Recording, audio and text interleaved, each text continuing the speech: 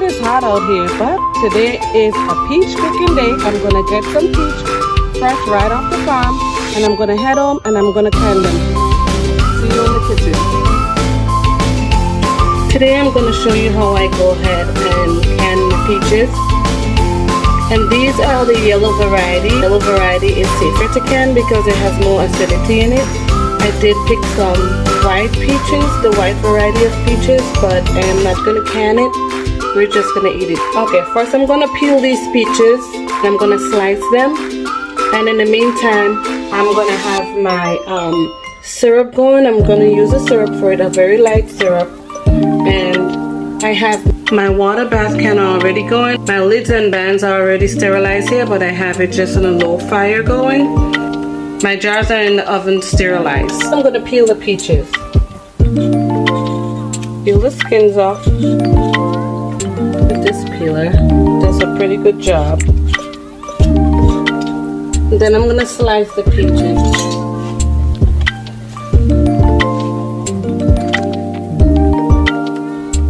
So it's going to look like this.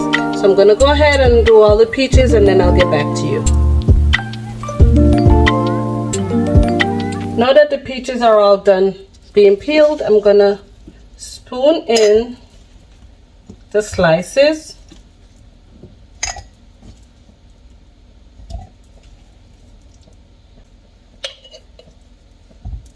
Now in canning, you want to always make sure that your jars are safe to be used for canning. So I'm going to fill all these with the peaches, and then I am going to ladle in my light syrup.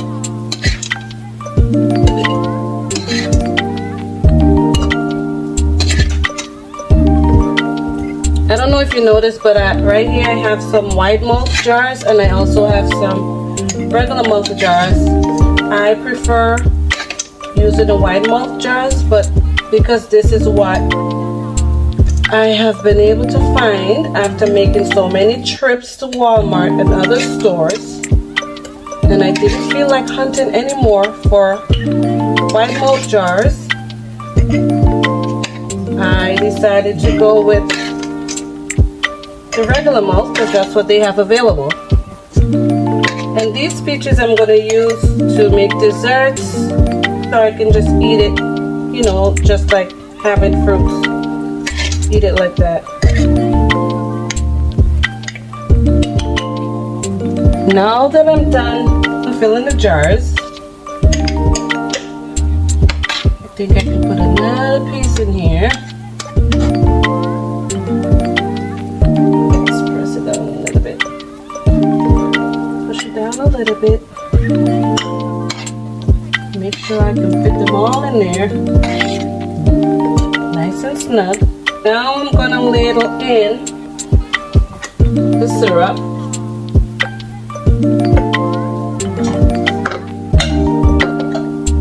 And you want to make sure you leave a 1/4 inch to a 1/2 inch head space.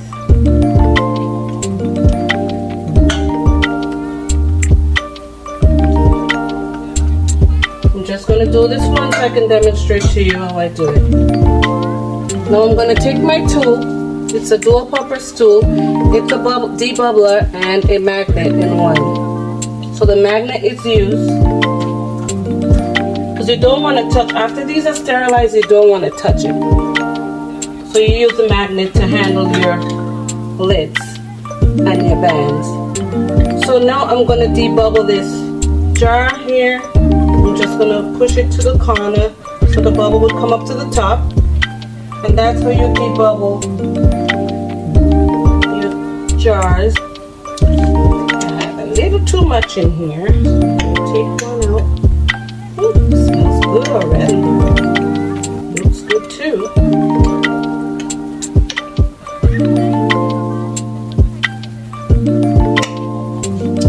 Alright, let's see how hot this jar is. It's a little bit hot, so I'm just gonna... So this is what it would look like. The one I use the marker for the I use this marker right here for the 1/4 inch to a 1/2 inch head space. Okay, so I go by that line right there, and that's what it would look like.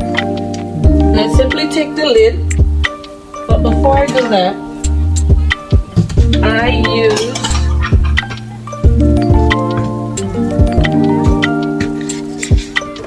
some distilled white vinegar. Doesn't matter the brand.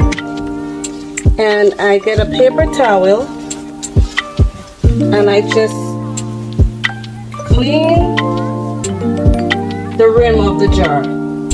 So I do this with every one of them. And I simply take the lid and I set it right here, center it, and I grab a band. Come on.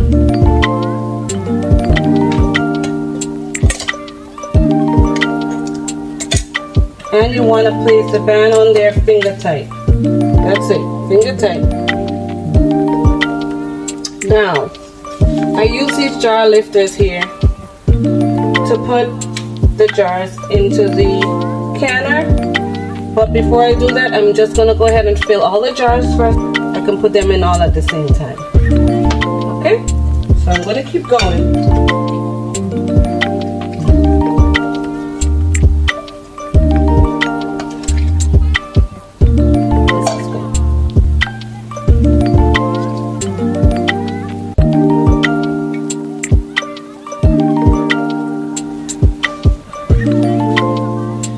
We are going to put the final lid on, and these are pint size jars, and like I said, finger tight is the name of the game. So these are ready to go into the water bath can. Okay. You always want to make sure you have a jar lifter, because this is so easy. It's so easy to drop this because everything is always so hot. There it goes, number one. You want to make sure the jars are completely submerged.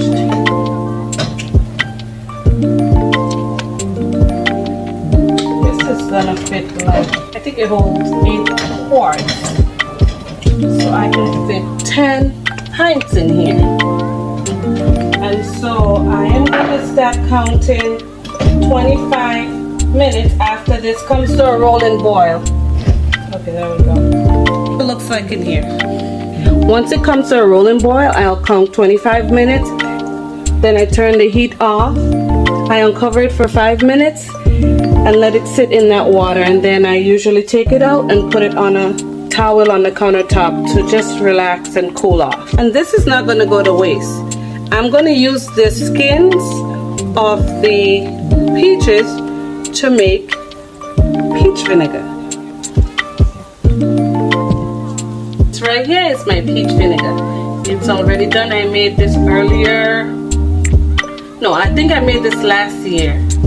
But I usually try not to waste anything. Sometimes I would give it to the chickens, and sometimes I use it to make my fruit vinegar, whatever waste I have from like the skins from the fruits, whether it's pineapple, peaches, I just make a fruit vinegar with it so nothing goes to waste around here. Alright, it's now been 25 minutes, so I am going to take the cover off. I'm going to turn the fire on, let it sit there for 5 minutes and relax, and after that I'll just remove it from the canner using these tongs. You want to make sure you have this. You want to make sure you hold those hot jars with the proper tool always.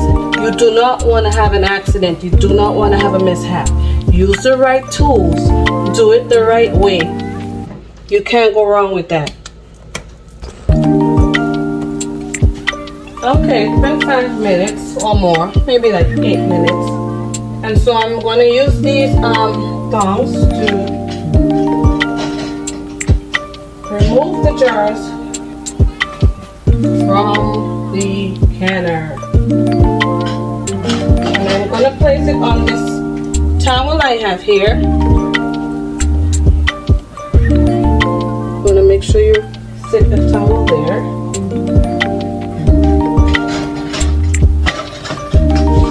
You do not want to get burned, you want to do it the right way. Usually I'll just take a paper towel. I don't lean the can or anything, and I just sit it right on top like so. I just do one of these, and that's it. That's just the water sitting on top of the jar. Just be careful to not lean your hand, because you're going to dump that hot water on yourself. So I'm going to go ahead and remove all these. And I think my peach canning season is over. Voila! I'll just let it sit there for the night. It's the afternoon now, so I'll let it sit there all night. And tomorrow I wake up, I come downstairs, I'll take the rings off and I'll put them away. So here's my peach canning. This is my last batch. I do already have some that I canned last week. I go peach picking a couple of times. My kids are older now, and even if they don't come with me, I go by myself, or my husband and I, when he's not working, we go to the farm and we pick peaches. We pick blueberries, we pick peaches, we pick apples. It's just something we've been doing for a very long time, and so we just continue to do it over 15 years. So I hope you enjoyed it. I hope it'll inspire you to can something. A water bath canner is probably like $21 tops at Walmart. That's it. Choose stuff that if you're scared of the pressure pot like I was, choose stuff that you don't have to pressure cook. I was scared of that pressure canner too. The pressure can, I love it. I enjoy. I feel so empowered that I'm able to do it. So try it. When I just started pressure canning, I always had my husband next to me because I was so scared of that pressure pot. But all in all, I water bath can, I pressure can, and you know, I feel good that I'm able to do it, and I got over that fear of that pressure canner. But start with water bath can and foods that you can water bath can, the more acidic foods. Do that and try it and see how it goes for you, and then you'll step up to the pressure canner. Who knows? But go for it. So this is how I can my peaches, and thank you for watching, and I'll see you next time right here on Fifi's Journey.